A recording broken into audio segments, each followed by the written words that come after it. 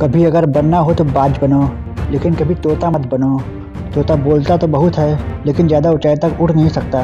बाज बोलता बहुत कम है, लेकिन सबसे ऊंचाई पर उड़ता है और बाकी पंछियों का राजा होता है बाज।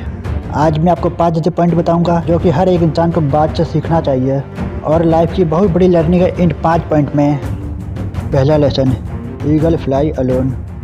बाज अकेला उड़ता है और बाकी पंछियों के मुकाबले सबसे ऊंचाई पर उड़ता है। बाज अकेला उड़ेगा, लेकिन कभी भी चिड़िया और छोटे पंछियों के साथ नहीं उड़ेगा।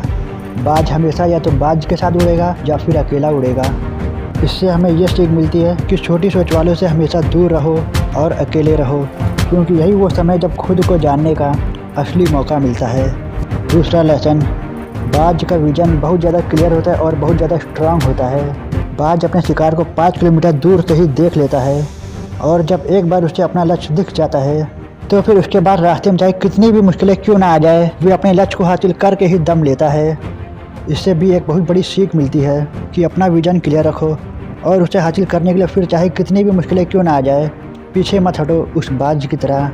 तीसरा लेसन, बाज कभी भी मरे हुए जानवरों को नहीं खाता, वह हमेशा जिंदा शिकार करता है।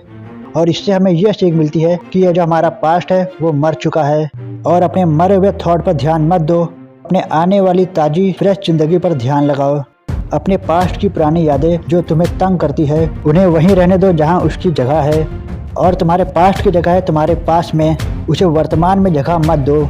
क्योंकि अगर एक बार तुम्हारा पास्ट तुम्हारे प्रेजेंट में आ गया तो तुम्हारा पास्ट तुम्हें कभी तुम्हारे प्रेजेंट में नहीं रहने देगा। पास्ट में तुम्हारे साथ कितना भी बुरा क्यों ना हुआ हो, वो सब यादें और थॉट मर चुके हैं, और उस बाज की तरह बनो जो कभी भी मरे हुए चीज़ों को नहीं खाता। चौथा लेसन, जब आंधी तूफान आती है तो बाज बहुत ज़्यादा एक्साइटेड हो जाता है। जब बारिश होती है तो सारे पंछी छिप कर बैठ जाते हैं, लेकिन बाज को बड़ा मज़ा आता है। जब तेज़ हवाएं चलती है तो बाज उन हवाओं के सहारे और तेज़ी से ऊपर की ओर उड़ता है, और ऊपर उड़ते उड़ते इतना ऊपर उड़ जाता है कि बादलों से भी ऊपर पहुंच जाता है। और इससे भी एक बहुत बड़ी सीख मिलती है कि मुसीबत में भी मज़ा ढूंढो।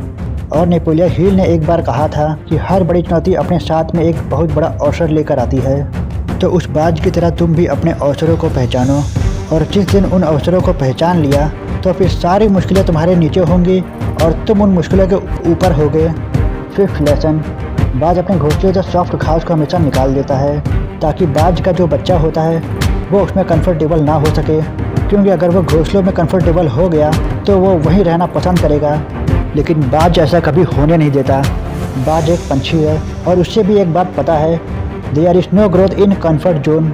लेकिन हम तो इंसान हैं ना, और इंसान होने के बावजूद भी कई सारे लोग इस बात को समझते ही नहीं। आप जितना ज़्यादा कंफर्ट जोन में रहोगे, आपकी लाइफ आने वाले टाइम में उतनी ही ज़्यादा अनकंफर्टेबल हो जाएगी।